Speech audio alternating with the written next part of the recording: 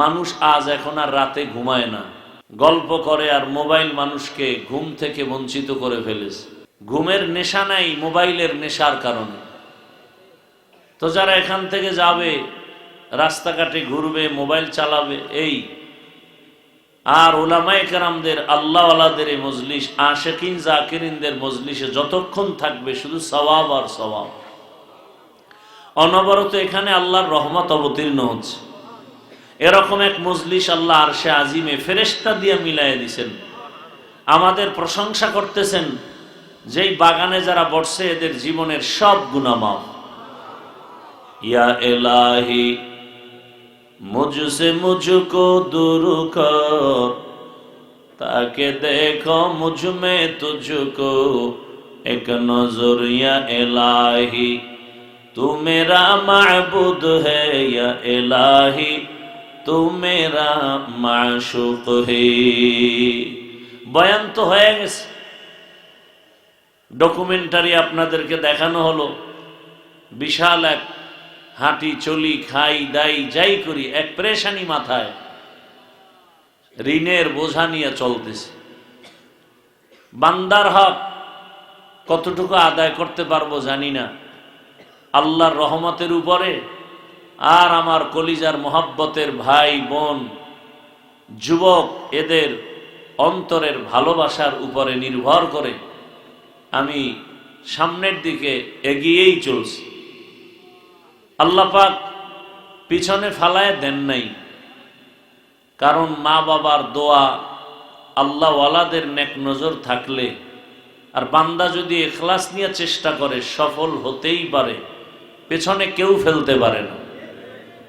এটা আমি নিজের খুব গর্ব মনে করি। আপনাদেরকে বললে অনেকে অহংকার মনে করবেন। এই মাদ্রাসায় ছোট ছোট বাচ্চাগুলো সোমবার দিন বৃহস্পতিবার দিন রোজা রাখে। আমি নিজে সোমবার দিন রোজা কোনোদিন বলি না ছাত্ররে তোমরা রাখো। আমি একদিন ক্যামেরায় দেখতেছি বাসায় বয়ে সাহারি খায়া, মাদ্রাসার দিকে খেয়াল করলাম, দেখি দোতলায় হেফজখানা নুরানি ছোট ছোট বাচ্চা, মাথায় টুপি নেই, গেঞ্জি গায়ে, তো ডয়ার খুলে আর কি যেন খায়। তো ভাবলাম কি চুরি টুরি করে কিনা। আবার হঠাৎ করে আমার অন্তরে বাড়ি লাগছে, না আমি তো আজকে সাহারি খেলাম, এই বাচ্চাগুলো কি সাহারি খায়? তো ডিব্বা থেকে বের করে টোস্ট আর মুড়ি। তখন আমার অন্তর এরপরে দেখলাম, আমি তাকাইছিলাম, আল্লাহকে সাক্ষী রেখে বলছি, এই বাচ্চাগুলোকে দেখি গোসলখানা পাশে অজুখানায় গেল। তো অজুখানায় গিয়ে অজু করলো, এরপরে আবার আসলো। ছোট বাচ্চা আল্লাহকে সাক্ষী রেখে বলতেছে। এসে দেখলাম এরা জায়নামাজে দাঁড়ায়। বাচ্চাগুলো নামাজ পড়লো, তাহাজ্জুদ। এরপরে দেখি এক একজনে এক এক কর্নারে কোরআন শরীফ নিয়ে বসে গেছে। ভেতরে অনেক বাচ্চারা ঘুমায় রুমের মধ্যে, ওরা রুমের বাইরে করিডোরে মোনাজাত ধরলো, তাও দেখলাম। আমি যদি ক্যামেরা টানি সেই দিনের সব পাওয়া যাবে। আমি পাগল হয়ে গেলাম যে আমি একটা দৌড় দিয়ে মাদ্রাসায় যাই, কিন্তু রাত গভীর, একা একা আসতে পারি না। ঘুম থেকে উঠে ফজরের পরে মাদ্রাসায় এসে হুজুরদের বললাম, দোতলায় বাচ্চাগুলোদেরকে ডাক দেন, ওরা রাত্রে আসলে কি রোজা রাখে নাকি। পরে খবর নিয়ে দেখা গেল, হ্যাঁ 20-30 জন বাচ্চা ওরা রোজা রাখছে। তো ওকে ডাকেন, ওদেরকে ডাকাইলাম, তোমরা রোজা রাখছো? বলে হ্যাঁ। কি খেয়েছ? বলে হুজুর আমাদেরকে তো ভোর রাত্রে খানা দিতে পারে না বাবরচিরা, আমরা টোস্ট খাইছি। কেউ বলে আমরা বিস্কিট, ডিব্বায় মুড়ি ছিল, মুড়ি খাইছি। বহু আগের কথা। আমি বললাম হুজুরদেরকে, ওদেরকে কি সাহারি দেওয়া যায় না? বলে কিভাবে দিবে, 3 বেলা পাক করে বাবরচির সুযোগ নাই। তো নিরুপায় হয়ে চুপ করে থাইকে বললাম ঠিক আছে, আপনারা ইফতারিটা আমার পক্ষ থেকে সুন্দরভাবে বন্টন করবেন, ওরা যেন ইফতারিতে কষ্ট না পায়। ও খরচটা আমি আমার নিজের থেকে এককভাবে দিব। জীবনে আর কি, শুধু কান্না, একা একা বহু ভাবি আর কাঁদি। দুনিয়াতে আসছি মা বাবার কষ্টের জিন্দেগি। আপনারা তো দেখলেন এখনো বাবা মা বেঁচে আছেন, খুবই অসুস্থ, মাও অসুস্থ, কোন দিন হারিয়ে ফেলবো জানা নেই। আমি মাঝে মাঝে বয়ানে বলি, একটা সন্তানের বাবা মা যদি অসুস্থ বিছানায় থাকে, সন্তানের দিল অনেক বড় থাকে, মনে এক সাহস থাকে, মনে হয় একটা গাছের ছায়া আছে। আর যার বাবা মা চলে যায়, সে যত টাকাওয়ালা হোক, ক্ষমতাবান হোক, কোনো একটা সময় একা একা ভাবে যে আমার তো আসলে কেউ নেই, আমাকে দোয়া করার মতো কেউ নেই। মা বাবা তো দোয়া করে, রাত যতই হোক টেলিফোন করে, বাবা ঘুমাও নাই, খানা খেয়েছো কখন, শরীরের কি হালাত, এই খবরটা মা ছাড়া বাবা ছাড়া কেউ নেয় না দুনিয়ায়। বড় কষ্টের যুগ, ওর পেরেশান এই জায়গা নিয়ে কি করব, মানুষের কাছে চাইতেও বড় লজ্জা পাই। শেষ পর্যন্ত মিটিং করে হুজুরদেরকে নিয়ে, মুরব্বীদের পরামর্শে, মোনাজাতের পরে আমি নিজে বলি, একটা লিফলেট নিয়ে যাবেন, কেউ যদি 500 টাকাও পারেন, 1000 পারেন, আপনারা মাদ্রাসার জমিনে একটু শরীক হবেন।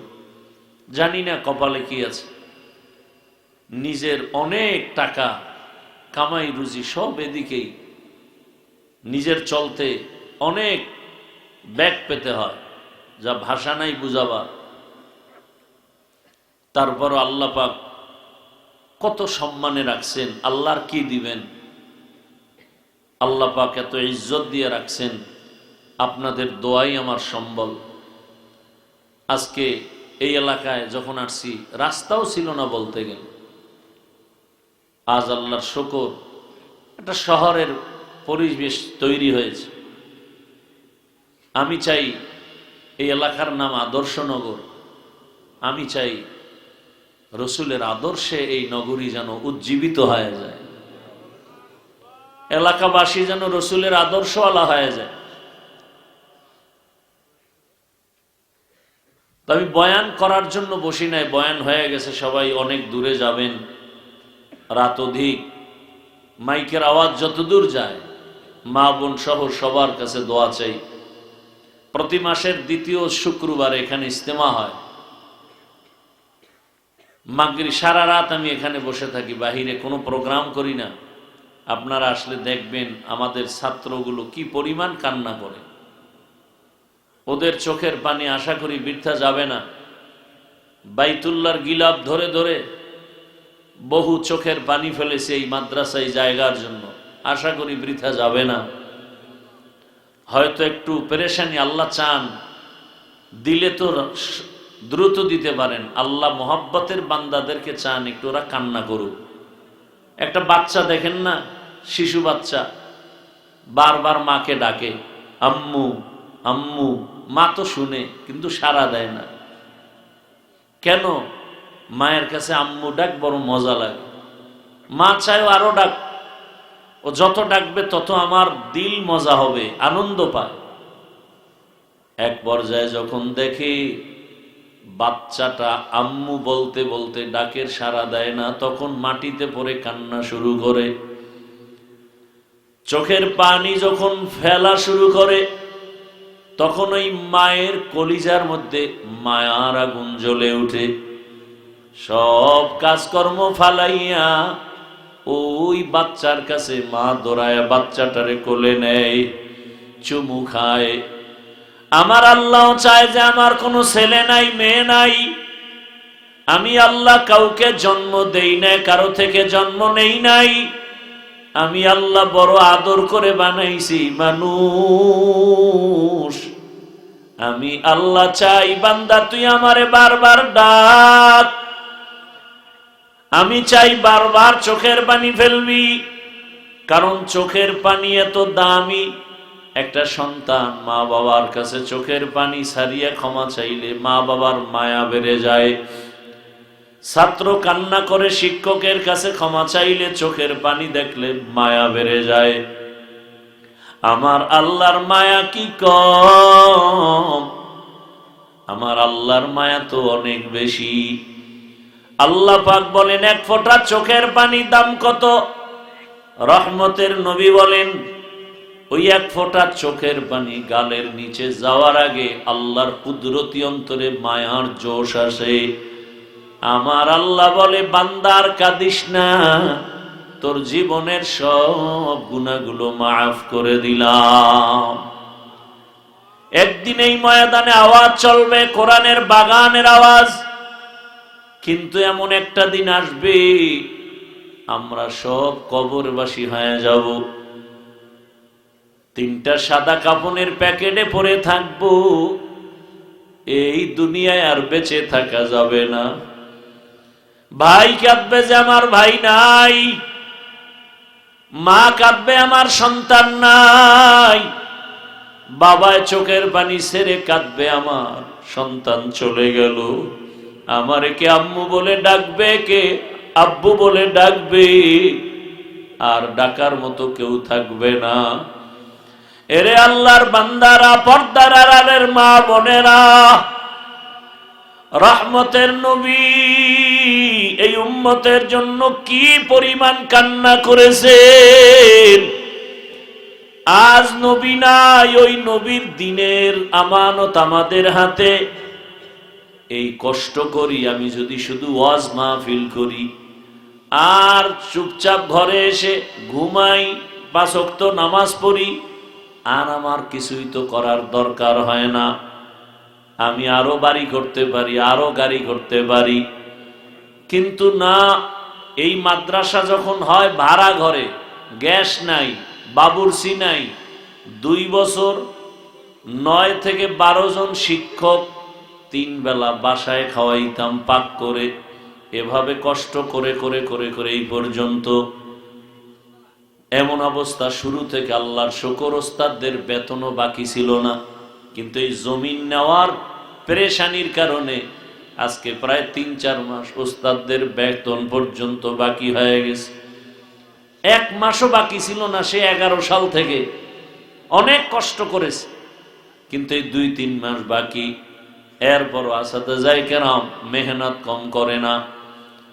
মাগরিবের নামাজের আগে ছাত্রদের কান্না দোয়া, আবার গভীর রাতে তাহাজ্জুদে ছাত্রদের কান্নার আওয়াজ, চোখের পানি আর জিকির চলে। এরে আল্লাহর বান্দারা, আপনাদের কাছে শুধু দোয়া চাই, কিছুই চাই না। দোয়া থাকলে আল্লাহ যদি কবুল করেন সব রাস্তা ওপেন হয়ে যাবে। এরে পর্দার আড়ালের আম্মা জান, আল্লাহর কাছে দোয়া করবেন। আপনারা তো ভাগ্যবতী নারী। আজকে এখানে 11টা সন্তানের মাথায় পাগড়ি দেওয়া হলো, হাফেজে কোরআন। আলহামদুলিল্লাহ। ওলামায়ে কেরাম কিন্তু এটাই চায়, এটাই জিন্দেগির কষ্টের ফসল, ঘামের ফল। আপনারা জানেন, আমার ভাইরাও মাদ্রাসা নিয়ে আসেন। আসলে মাছ পানি ছাড়া থাকতে পারে না। ঠিক ওলামায়ে কেরাম এলেমের বাগানে না থাকলে মন ভালো লাগে না।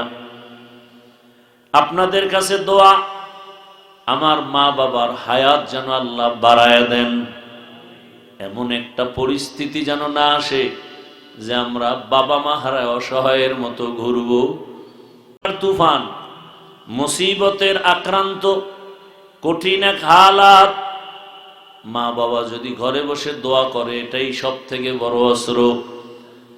আপনাদের কাছে দোয়া চাই, আল্লাহ পাক যেন আমার মা বাবাকে সুস্থ করেন, আমাদের মধ্যে ইখলাসের মোহাব্বত দান করেন। আল্লাহ পাক মাদ্রাসার উস্তাদ ছাত্র যারা সবাইকে আমানতদার মুখলেস খাদেম বানায়া দেন। এবং এই এলাকাবাসীর জন্য দোয়া চাই, আল্লাহ তাদেরকেও দিনের খাদেম বানায়া দেন। এবং যারা আপনারা অনেক দূর থেকে, বাংলাদেশের এমন কোন জেলা মনে হয় নাই যেখান থেকে আল্লাহর বান্দারা এখানে আসে নাই। অনেকে সেই গতকাল রাত্রে আসছে। যতটুকু পারি খেদমত করি, আপনারা দোয়া করবেন আল্লাহ পাক তাদেরকেও কবুল করেন।